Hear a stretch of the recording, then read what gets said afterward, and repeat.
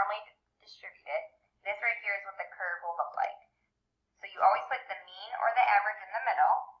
You add 1 standard deviation for the next line, add 2 for the second line, and add a third on the right side. You do the same on the left, but you subtract 1 standard deviation each time. Now, these percentages will always be the case. This from here to 1 standard deviation above will always be 34%. Same as this will always be 13.5, and so on and so forth. So you'll want to make sure that you have this memorized, both for our exam and the final exam at the end of the year. Always ask a question like this, so you have to know these numbers. So an example of what you will have is something that looks like this.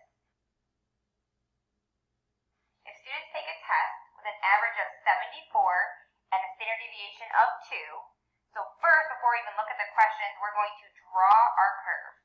The first thing you do, draw your curve, put 1 line in the middle, which is always the mean.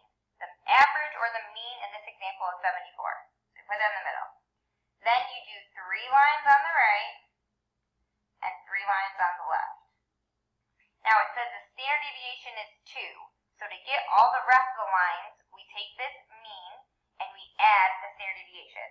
So 74 plus 2 would be 76. 76 plus 2 would be 78. And 78 plus 2 would be 80.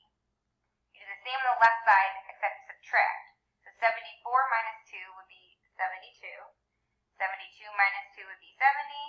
And then finally subtract 2, that would be 68. Now again, these percentages are exactly the same down here. So I could quickly just copy 34's, 13.5. Copy all of them because those percentages will always be the case if it says the data is normally distributed. So the first question is, what percent got between 76 and 80? So we look at the 76 line and we look at the 80 line.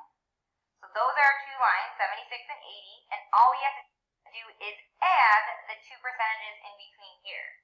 So when we add 13.5 plus 2.35, we get 15.85%. So the answer to this one would just be 15.85% is in between 76 and 80, again, because those are the percentages between those 2 numbers. The last one says what percent got at most 70. That means the most that anyone got was 70, so that's the highest. So at most means that, again, 70 was the highest, which would mean 70 and below.